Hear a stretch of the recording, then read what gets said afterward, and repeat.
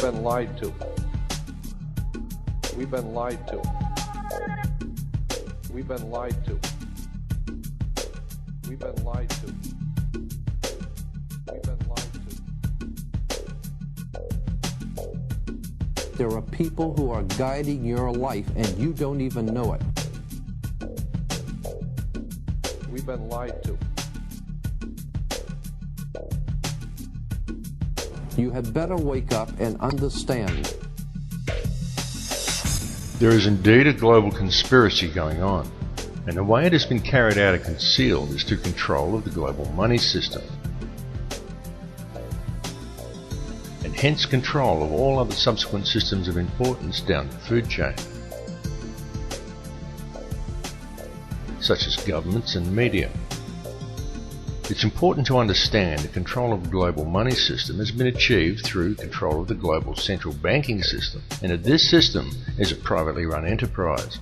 It is a private business that runs for a profit, and it is owned and operated by wealthy international banking dynasties such as the Rothschilds, the Morgans and the Rockefellers. And please clearly understand that when you control the money supply, you control the government. When you control the government, you control the people. When you control the money supply and the flow of information, you control the government, you control the people, and you control everything they know and everything they believe to be true. When you do it globally, you control all. It's that simple. During World War II, every country on both sides of the conflict was financed by the very same private bankers who lent out every dollar these countries used to finance their war effort at interest. In the ensuing years, the ordinary people from both sides saw great hardships and suffering. And during the fighting, there were heavy casualties amongst all the peoples involved. World War II cost over 50 million lives. And when it was over, each country that participated was left with a huge debt to the banks.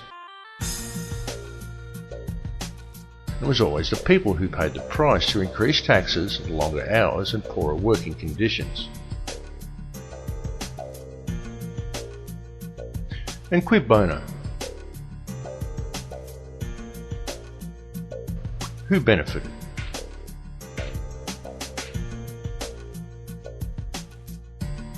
Well, J.D. Rockefeller stayed home, and he made profits in excess of $200 million from it. For international bankers, there is nothing more profitable than war.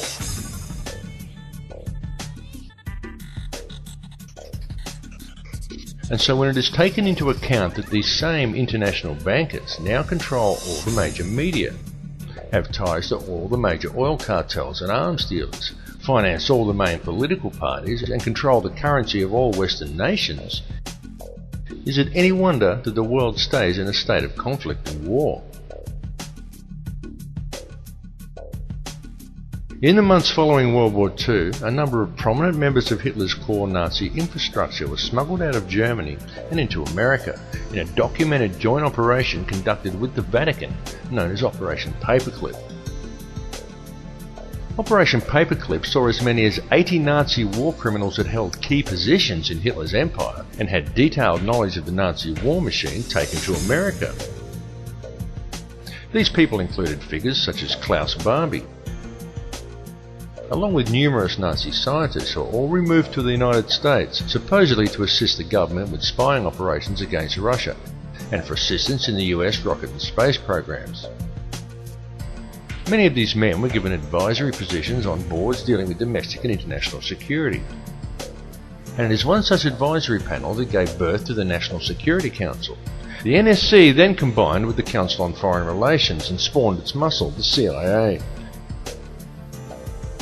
And soon after the formation of these organisations came the creation of the United Nations.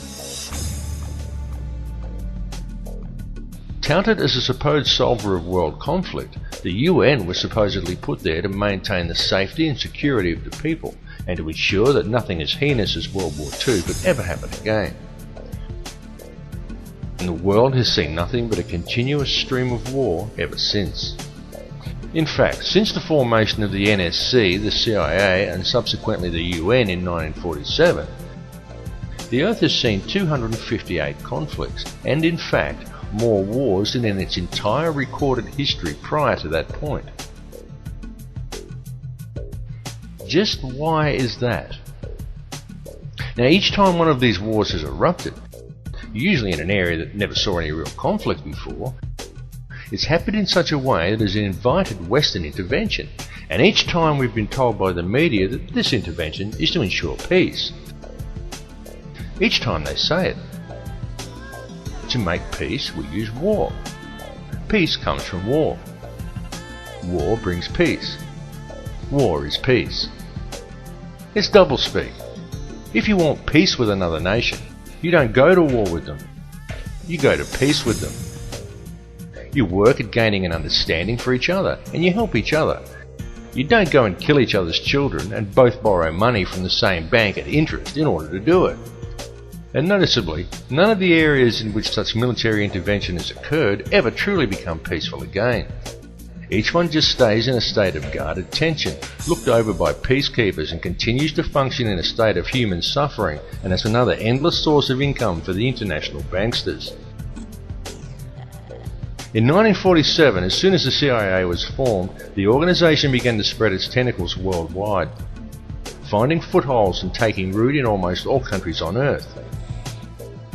And from there, and working closely with its Israeli counterpart, the Mossad, the CIA has managed to undermine nations from within by using false flag operations, propaganda and terrorism. And please understand that these organisations were created on the recommendations of top-level Nazis, and they were founded and operate on Nazi principles. The CIA has since become the #1 trafficker of drugs and human cargo in the world. The CIA are not the good guys. They are anything but. They are a criminal cabal disguised as an intelligence agency that is based on Nazi principles, has unlimited resources both financially and militarily, and they are answerable to no one. The CIA and Mossad function as virtually the one organisation. Neither they or their agents have been responsible for virtually all terrorist bombings the world has seen in the last 60 years. Their prime mandate is to undermine world security and pave the way for the introduction of a global government controlled by a global monetary system. A global monetary system that is wholly owned and operated by private international banksters. At the end of World War II, the Reich didn't lose or surrender. Germany did. The Reich simply went underground and disappeared. The truth is that the Reich was controlled and financed by European bankers right from the start, and at the end of the war they simply moved it to America and let it continue to function, but hidden in the shadows. And unbeknownst to the American people, or to Congress, or to the people of the world, it has continued to operate from behind the scenes, and over the last 60 years it has infiltrated itself into all important levels of government and industry and the media, and has gradually spread itself out across the entire globe. Forget the politicians. They're an irrelevant. The politicians are put there to give you the idea that you have freedom of choice. You don't. You have no choice. You have owners. They own you. They own everything. They own all the important land. They own and control the corporations. They've long since bought and paid for the Senate, the Congress, the state houses, the city halls. They got the judges in their back pockets, and they own all the big media news, all the big media companies. So they control just about all of the news and information you get to hear. They got you by the balls.